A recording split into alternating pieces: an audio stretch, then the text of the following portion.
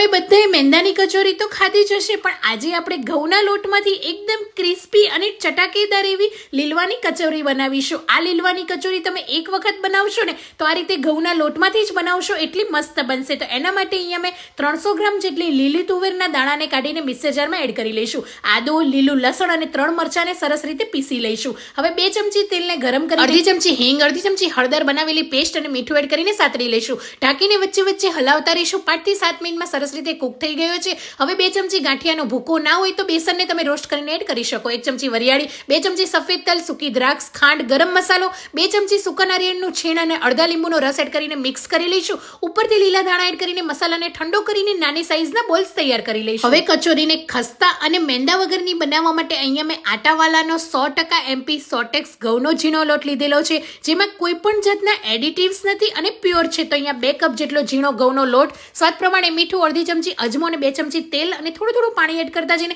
એકદમ સોફ્ટ લોટ બાંધી લઈશું. તેલ લગાવીને લોટને 10 મિનિટ રેસ્ટ આપ્યા પછી મીડિયમ સાઇઝના બોલ્સ કરીને આ રીતે પૂરીનો શેપ આપીને વચ્ચે મસાલાને ભરીને એકદમ સરસ એવી કચોરીનો શેપ આપી લઈશું. બધી કચોરી તળવા માટે તૈયાર છે. હવે તેલને લો ગેસની ફ્લેમ પર ગરમ કરી લઈશું અને આ રીતે બધી કચોરી ઉપર આવી જાય પછી પલટાવીને ગોલ્ડન કલર આવે ત્યાં સુધી તળી લઈશું. તો લીલવાની કચોરી તૈયાર છે. આ કચોરીને ખાટી મીઠી તીખી ચટણી સાથે સર્વ કરીશું. તો આટાવાલાના લોટમાં તમે પણ લીલવાની કચોરી એન્જોય કરો.